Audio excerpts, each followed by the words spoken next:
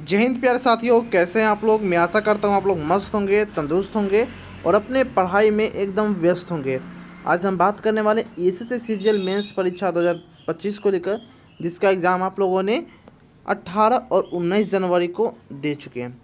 Exam देने के बाद सभी के मन में सिर्फ एक ही डाउट है, क्या मेरा रिज़ल्ट इस बार हो पाएगा या नहीं हो पाएगा।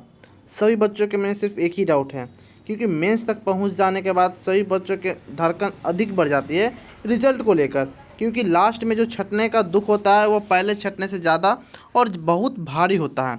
तो बहुत से बच्चों के मन में डाउट है, क्या मेरा इस बार हो पाएगा या नहीं हो पाएगा, क्या कट ऑफ रहने वाले इस बार सीजीएल मेंस की, क्या कंप्यूटर में बोनस अंक मिलेंगे, क्योंकि बहुत से ऐसे बच्चे हैं जो कंप्यूटर में फेल हो चुके हैं।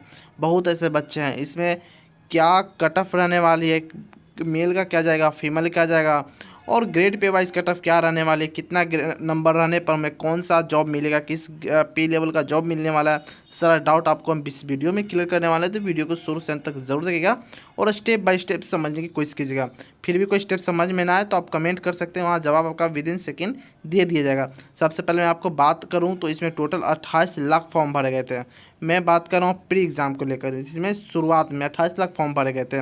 28 लाख में से 14 से 15 लाख ऐसे बच्चे थे जो एग्ज़ाम दिए हैं, और इसमें भी यानी कि 14 से 15 लाख बच्चे में मात्र 1.5 लाख करीब यानी कि 1,45,820 बच्चे का सिलेक्शन हुआ था मेंस के लिए। 10 गुना बच्चे को सिलेक्ट किया जाना था मेंस के लिए, तो 1,45,820 बच्चों का सिलेक्शन हुआ था मेंस के लिए। ध्यान दीजिएगा। आंसर की बात करें तो 3 तारीख का आपका लास्ट तारीख था, 3 फरवरी का लास्ट ऑब्जेक्शन का दिन था। और बात किया जाए 1,45,000 में, तो इसमें लगभग 1,40,39,40 के करीब में बच्चे पहुंचे थे एग्ज़ाम देने के लिए मेंस का।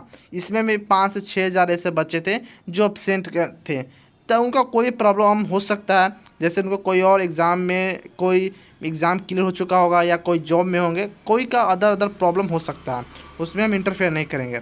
आगे हम बात करें इसमें टोटल कितनी सीटें थी, कितने पे पोस्ट पर वैकेंसी आई हुई थी। इसमें टोटल 14,582 पोस्ट पर वैकेंसी निकाली गई थी।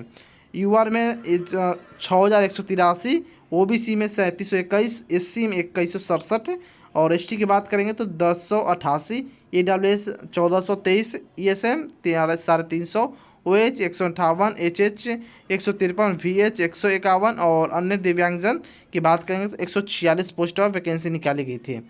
ये टोटल कैटेगरी वाइज आपको वैकेंसी देखने को मिल चुकी है। आप जरूर बताइएगा आप किस कैटेगरी से फॉर्म भरे हुए हैं। और हम बात करें इसमें तो 18 जनवरी को आपका स्किल टेस्ट हुआ था। 19 जनवरी को आपका टोटल सब्जेक्ट वाइज टेस्ट लिया गया था। मैथ, रीजनिंग, इंग्लिश, कॉन्फ्रेंसर, जनरल नॉलेज, कंप्यूटर, स्टैटिक्स वगैरह सारा सब्जेक्ट वाइज आपका लिया गया था। ठीक है, पेपर वाइज और सेक्शन वाइज। आगे हम अगर बात करेंगे तो क्या रहा है इस बार लेवल पेपर का, तो पेपर का लेवल ऐसा मैथ आपका मॉडरेट देखने को मिला है, reasoning moderate, English moderate to hard, और जीके की बात करेंगे तो हार्ड लेवल। अब बहुत से बच्चे के मन में सिर्फ एक ही डाउट आएगा, जो बिगनर होंगे या किन्हीं का पहला सिलेक्शन नहीं हुआ होगा, उनके लिए मैथ हार्ड जाना जा रहा है, क्योंकि इसमें जो ज़्यादातर बच्चे बैठते हैं सीजीएल मेंस में वो कोई ना कोई पोस्ट में ऑलरेडी सिलेक्टेड रहते हैं। आपको भी पता होगा, आप इंटरव्यू देखते होंगे तो आपको पता होगा कि जो सीजीएल का परीक्षा देते हैं उसमें बहुत से ऐसे बच्चे रहते हैं, मतलब 50 से 60% ऐसे बच्चे होते हैं जो पहले से कहीं ना कहीं सिलेक्शन लिए हुए रहते हैं और वही कट ऑफ को आगे थोड़ा बढ़ा देते हैं। ये आपको भी पता होगा, तो उनके लिए यह मॉडरेट रह सकता है, लेकिन जो बिगनर है वो उनके लिए हार्ड था मैथ। रीजनिंग भी वही है, मैथ और बिगनर के लिए हार्ड। इंग्लिश की बात करते हैं मॉडरेट टू हार्ड, जो पहले सेलेक्टेड थे उनके लिए भी और हार्ड देखने को मिला है, और जो इस बार अभी सिलेक्शन नहीं ले पाए उनके लिए भी हार्ड था। मैं आशा करूंगा और दुआ करूंगा इस बार आप सभी का सिलेक्शन हो जाए। जीके की बात करेंगे तो हार्ड लेवल का पूछा गया था, कठिन स्तर था जीके का भी। ठीक है, बाकी आप ज़रूर बताइएगा आपको कैसा लगा था पेपर, और किस पेपर कौन सा पेपर सबसे कठिन आपको लगा था, ये आप ज़रूर बताइएगा। अगर हम आगे बात करेंगे कंप्यूटर में फेल, तो कंप्यूटर में लगभग 30% बच्चे फेल हो चुके हैं, और अंग्रेजी में लगभग आपका 20% बच्चे अंग्रेजी में भी फेल हो चुके हैं। नॉर्मलाइजेशन और बोनस मार्क कट ऑफ तय करने में इनका प्रभाव रहेगा। कट ऑफ में जो नॉर्मलाइजेशन और बोनस पर दोनों प्रभाव पड़ेगा।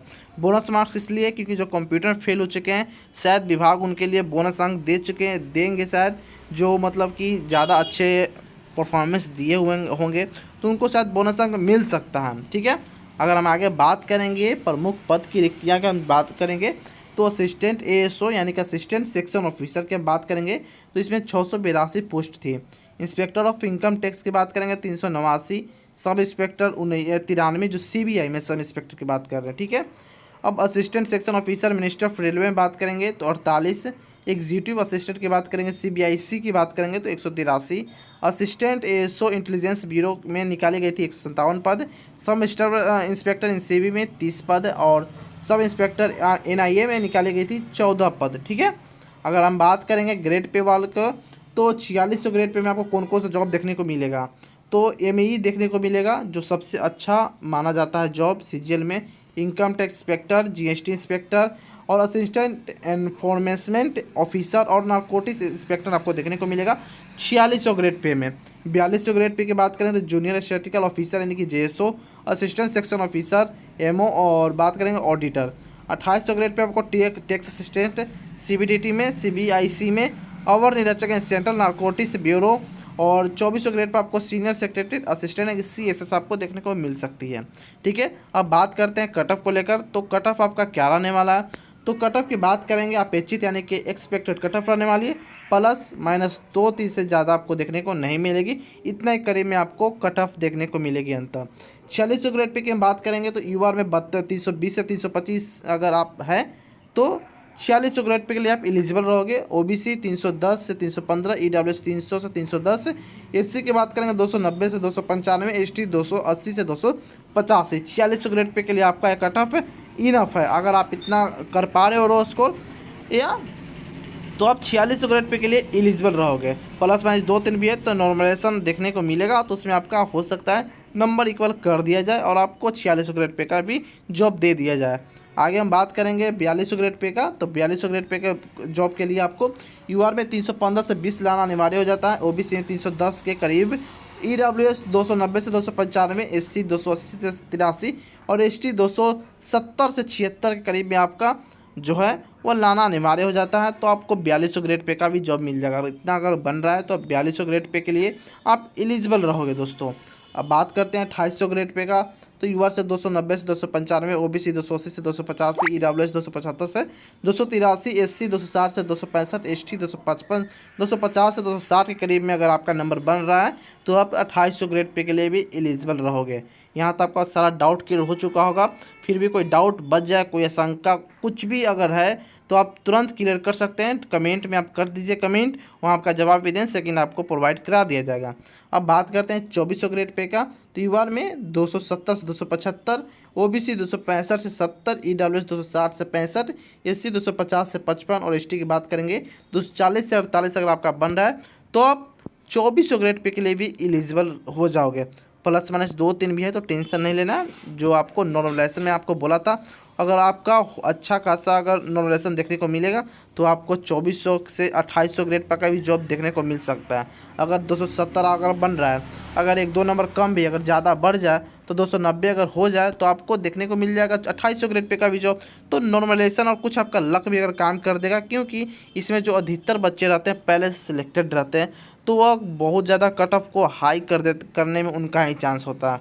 वह और भी अच्छे पोस्ट के लिए या होम पोस्टिंग के लिए एग्ज़ाम देते रहते हैं और कट ऑफ बढ़ते जाता है, आपको पता होगा अगर आप बिगनर होंगे तो, ठीक है। बाकी अब बात करते हैं रिज़ल्ट को लेकर, जो आप लोग बहुत इंतज़ार कर रहे थे रिज़ल्ट हमारा कब तक आएगा।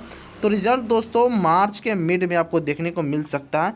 मार्च के शुरुआत यानी कि 1 तारीख से लेकर 10 तारीख तक आपको इसका भी रिज़ल्ट जारी कर दिया जाएगा। बाकी और भी इन्फॉर्मेटिव वीडियो के लिए आप हमारे चैनल को सब्सक्राइब कर सकते हैं, बेल आइकन दबा सकते हैं, क्योंकि ऐसे सीजन जो कोई भी अगर इन्फॉर्मेशन आती है तो सबसे पहले आपको इसी चैनल पर देखने को मिलेगी। नोटिस किसी भी तरह का नोटिस आए, रिजल्ट का नोटिस आए या और कुछ भी नोटिस आए तो सबसे पहले आपको इस चैनल पर देखने को मिलेगी। तो फिर मिलते हैं कोई और इन्फॉर्मेटिव वीडियो में, तब तक के लिए जय हिंद जय भारत दोस्तों।